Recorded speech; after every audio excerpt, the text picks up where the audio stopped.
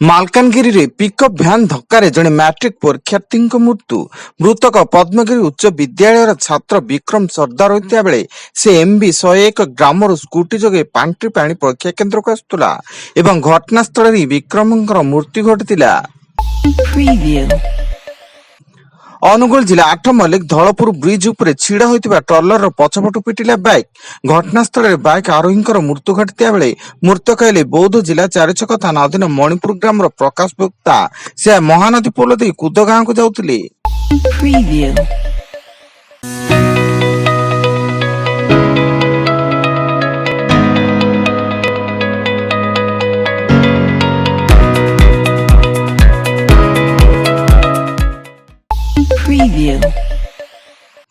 Vigilance ଜିଲ୍ଲାରେ deputy transport commissioner Pradeep Mohanty ଆୟ ବହିର୍ଭୂତ ସମ୍ପତ୍ତି ଠୁଳ ଅଭିଯୋଗରେ ତାଙ୍କ କଟକ ଅଫିସ ସମେତ ଭୁବନେଶ୍ୱର, ନୟାଗଡ଼, ଖୋର୍ଦ୍ଧା, ପୁରୀ ଏକକାଳୀନ 9ଟି ସ୍ଥାନରେ ଭିଜିଲାନ୍ସର ଚଢ଼ଉ ଜାରି ରହିଛି।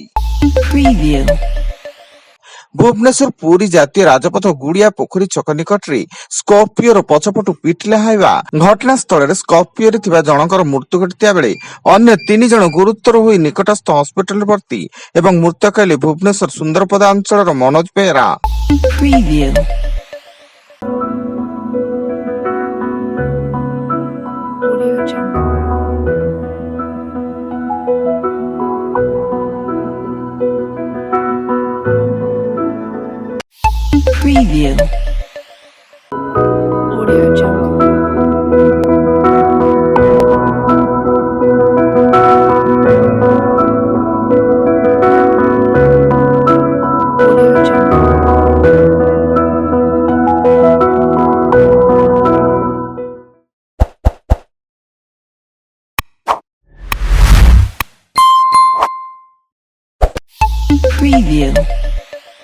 ରାଜସ୍ଥାନ ସିରୋହି ଜିଲ୍ଲାର ଆବୁ ରୋଡ ଅଞ୍ଚଳରେ ଟ୍ରକ୍ ଓ କାର ମଧ୍ୟରେ ମୁହାଁମୁହିଁ ଧକ୍କା।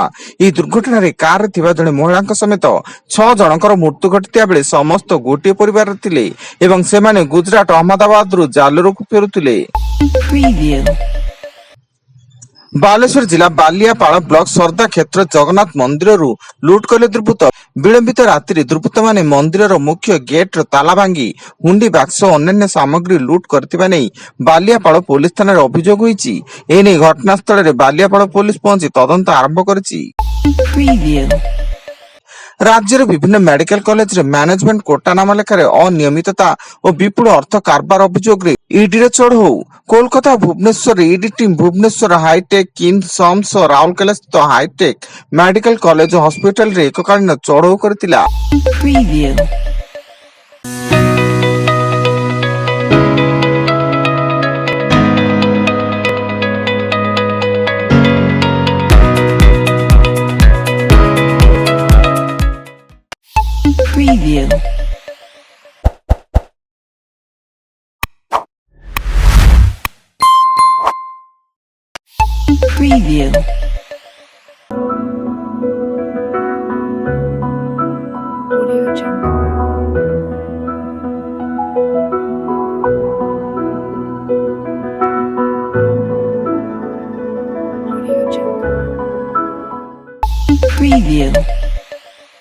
ଆସନ୍ତା ଶୁକ୍ରବାର ଠାରୁ ବିଧାନସଭା ବଜେଟ ଅଧିବେଶନର ଦ୍ୱିତୀୟ ପର୍ଯ୍ୟାୟ ଆରମ୍ଭ ହୋଇ ଏପ୍ରିଲ 5 ତାରିଖ ପର୍ଯ୍ୟନ୍ତ ଚାଲିବ।